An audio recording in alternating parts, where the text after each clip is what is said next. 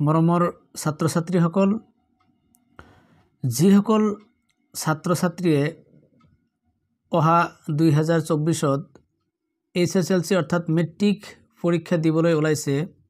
সেইসকল ছাত্ৰ ছাত্ৰীৰ কাৰণে মই আজি বিজ্ঞানৰ অধ্যায় 10 লৈছোঁ আৰু অধ্যায় 10ৰ পৰা কেনেকুৱা ধৰণৰ প্ৰশ্নসমূহ আহি থাকে আজিৰ এই ভিডিঅ'টোৰ জৰিয়তে আমি আলোচনা কৰিবলৈ লৈছোঁ। গতিকে আহকচোন ছাত্ৰ ছাত্ৰীসকল, আমাৰ অহা 2024 সম্ভাব্য কেনেকুৱা ধৰণৰ প্ৰশ্ন আহিব পাৰে আমি আজিৰ এই ভিডিঅ'টোৰ জৰিয়তে আমি আলোচনা কৰিম। আমি অধ্যায়টো যেহেতু ইয়াত লৈছোঁ পোহৰ অৰ্থাৎ প্ৰতিফলন আৰু প্ৰতিহৰণ। পোহৰৰ প্ৰতিফলন আৰু প্ৰতিহৰণৰ পৰা কেনেকুৱা ধৰণৰ প্ৰশ্ন আহিব পাৰে মই আজিৰ এই ভিডিঅ'টোৰ জৰিয়তে আমি আলোচনা কৰিব গৈ আছোঁ। গতিকে যিসকল ছাত্ৰ ছাত্ৰীয়ে এক্সাম দিব ওলাইছে সেইসকল ছাত্ৰ ছাত্ৰীয়ে ভিডিঅ'টো অলপ ভালকৈ চাই ল'ব। ইয়াত আমি প্ৰথমতে ইয়াত লৈছোঁ পোহৰৰ প্ৰতিফলন। এতিয়া এক্সামত কোৱেশ্চনটো এনেকুৱা দিয়া থাকে যে পোহৰৰ প্ৰতিফলন কাক বোলে আৰু ইয়াৰ বিধি দুটা কি কি। গতিকে পোহৰৰ প্ৰতিফলনৰ সংজ্ঞাটো জানি থব, লগতে ইয়াৰ বিধি দুটা ইয়াত দিয়া হৈছে। পোহৰৰ প্ৰতিফলনৰ বিধি দুটা ইয়াত নাম্বাৰ 1 আৰু নাম্বাৰ 2, এই দুটা হ'ল পোহৰৰ প্ৰতিফলনৰ বিধি। আৰু এটা প্ৰশ্নলৈ আগবাঢ়িছোঁ, আমি দেখাই গৈ আছোঁ। ইয়াৰ পৰা হয়তো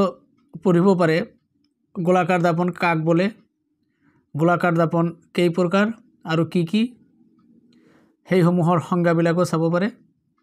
তাৰপিছত নেক্সট এটা অতিকে ইম্পৰ্টেণ্ট প্ৰশ্ন সদায় আহি থাকে, সেইটো হ'ল এই যে ইয়াৰ তলত লিখা আছে, আমি আণ্ডাৰলাইন কৰি দিছোঁ ইয়াৰ ওপৰত, কেপিটেল R = 2 স্মল f। এইটো হ'ল গোলাকাৰ দাপনৰ ফকাছ দৈৰ্ঘ্য আৰু ভাঁজ ব্যাসাৰ্ধৰ মাজৰ সম্পৰ্ক। পৰীক্ষাত প্ৰশ্নটো সদায় আহিয়ে থাকে যে গোলাকাৰ দাপনৰ ভাঁজ ব্যাসাৰ্ধ বা ফকাছ দৈৰ্ঘ্যৰ মাজৰ সম্পৰ্কটো কি। তেতিয়া আমি লিখিম কেপিটেল R = 2f। বা এনেকুৱাও দিব পাৰে গোলাকাৰ দাপনৰ ক্ষেত্ৰত ভাঁজ ব্যাসাৰ্ধৰ প্ৰকাৰ সেইটো লিখা, তেতিয়াও আমি উত্তৰটো লিখিম কেপিটেল R = 2f। এবাৰ আমি আগবাঢ়িছোঁ নেক্সট, ইয়াৰ পৰা চাব পাৰে। এতিয়া আমি ইয়াত দেখা গৈ আছে দাপনৰ সূত্ৰ আৰু বিবৰ্ধন, অৰ্থাৎ ইয়াৰ পৰা এটা প্ৰশ্ন আহিব পাৰে যে দাপনৰ সূত্ৰটো কি, বা গোলাকাৰ দাপনৰ সূত্ৰটো কি, বা গোলাকাৰ দাপনৰ সমীকৰণটো কি। নাইবা কোৱেশ্চনটো এনেকুৱাও কৰিব পাৰে গোলাকাৰ দাপনৰ ক্ষেত্ৰত লক্ষ্যবস্তুৰ দূৰত্ব u, প্ৰতিবিম্বৰ দূৰত্ব v আৰু ফকাছ দৈৰ্ঘ্য f-ৰ মাজৰ সম্পৰ্কটো কি। এই তিনিওটা u, v আৰু f, এই তিনিওটাৰ মাজৰ সম্পৰ্কটো হ'ল এইটো 1/v + 1/u = 1/f। এই তিনিওটা প্ৰশ্নৰ উত্তৰ এইটো দিলেই হৈ যাব। তাৰপিছত ইয়াৰ পৰা বিবৰ্ধন কাক বোলে এইটো সংজ্ঞাটো জানি থব, আৰু বিবৰ্ধনৰ ফৰ্মুলাটো ইয়াৰ পৰা জানি ল'ব। বিবৰ্ধনৰ ফৰ্মুলাটো স্মল m = h' - v/u। এইটো ফৰ্মুলা বিভিন্ন সময়ত বিভিন্ন ধৰণৰ আমি অংক সলভ কৰোঁতে এইবিলাক লাগিব, এই ফৰ্মুলাটো। আৰু ইয়াৰ পৰা এটা বিশেষ এটা প্ৰশ্ন এইটো আহি থাকে, উদাহৰণ 10.1, এইটো এটা অংক অৰ্থাৎ প্ৰব্লেম এটা দিয়া হৈছে, এইটো সদায় আহি থাকে, ভালকৈ চাব। এই উদাহৰণ 10.12 এইটো চাই দিব, কাৰণ এইটো হয়তো সম্ভাৱনা আছে দিয়াৰ। এতিয়া আমি আগবাঢ়িছোঁ নেক্সট, দেখা যাওক কি আছে তলত। এইটো কোৱেশ্চন চাই থ'ব পাৰে 10.2 উদাহৰণ। তাৰপিছত নেক্সট আগবাঢ়ি আছোঁ আমি। এইবাৰ প্ৰশ্নাৱলী ইয়াতে দুটা কোশ্চেন দিয়া আছে 1 বিশেষকৈ 1 2 আহি থাকে এটো চাই ল'ব পাৰে তাৰ পিছত আহিল পোহৰৰ প্ৰতিহৰণটো মনত ৰাখিব যে পোহৰৰ প্ৰতিহৰণ কাক বলে ইয়াতে আমি আন্ডাৰলাইন কৰি দিছো যে পোহৰৰ প্ৰতিহৰণ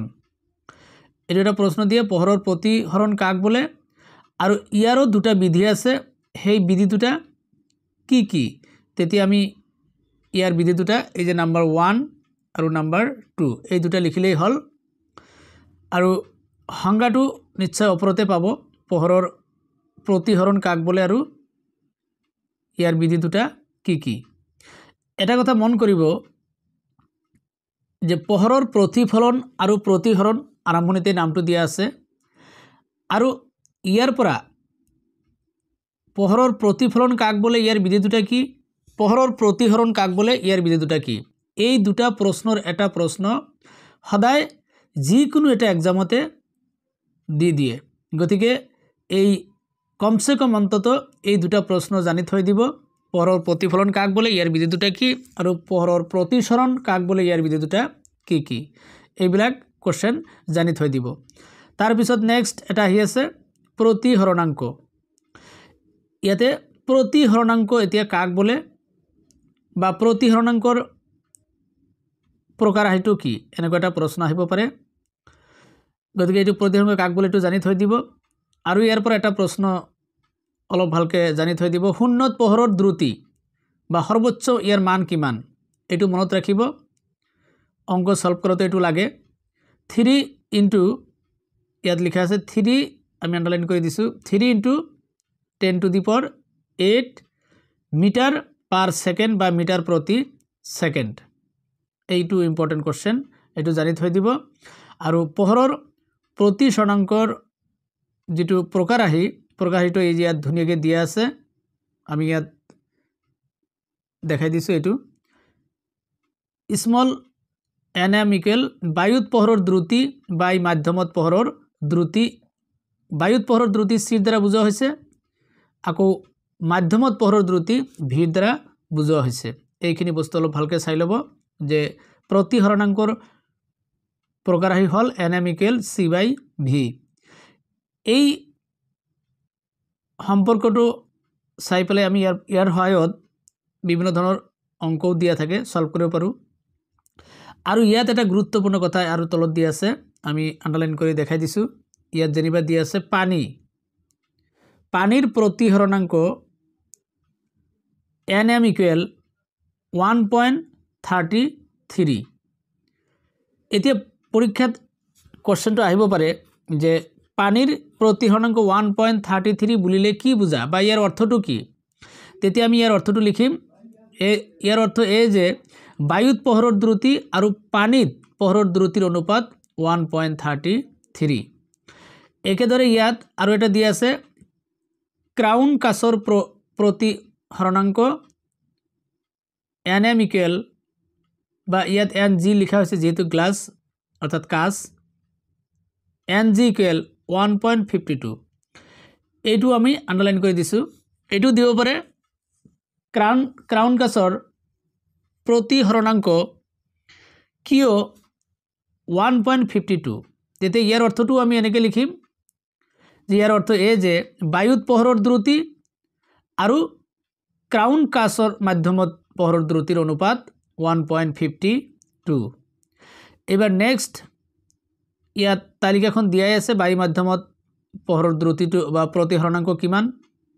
বৰফ মাধ্যমত কিমান ইয়াত ধুনিয়াকে দিয়া আছে হেকত এটা দিয়া আছে হীৰা মাধ্যমত কিমান দিছে ইয়াত আমি আন্ডাৰলাইন কৰি দিছো হীৰা মাধ্যমত 2.42 আৰু ইয়াৰ প্ৰশ্নও দিয়া আছে আমি অনুশীলন লৈ আগবাঢ়িছো ইয়াত প্ৰশ্নাৱলী দিয়া আছে ইয়াৰ পৰা ভালকে চাব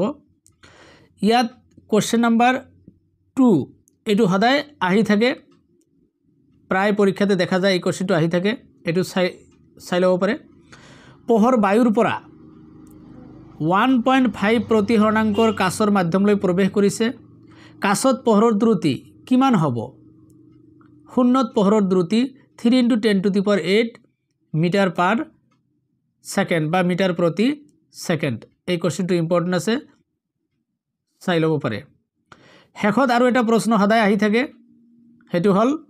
আমি অলপ আগতে দেখুৱাই আহিলো 5 নম্বৰ কোশ্চেন হীৰাৰ প্ৰতিহৰণাংক 2.42 এই উক্তিটোৰ অৰ্থ কি কি লিখিব একদম ভেৰি ইজি এনেকুৱা ধৰণৰ কোশ্চেন আহিলে সদায় আমি এনেকৈ উত্তৰটো দিয়াৰ চেষ্টা কৰিম ইয়াত যেটো মাধ্যমটো কি দিয়া হৈছে হীৰা মাধ্যম অৰ্থাৎ বায়ুত বা শূন্যত পোহৰৰ দ্ৰুতি আৰু হীৰা মাধ্যমত পোহৰৰ দ্ৰুতিৰ অনুপাত 2.42 এইখিনি লিখিলে ইয়াৰ উত্তৰ হৈ গল তে যিকিনে হওক আমি পোহৰ আৰু পোহৰৰ প্ৰতিফলন আৰু প্ৰতিহৰণৰ আৰু কিছুমান ইম্পৰ্টেন্ট কোশ্চেন নেক্সট পাৰ্টত আমি আলোচনা কৰাৰ কাৰণে চেষ্টা কৰিম আজিলৈ তেনেহলে ইমানতে সামৰিছো ধন্যবাদ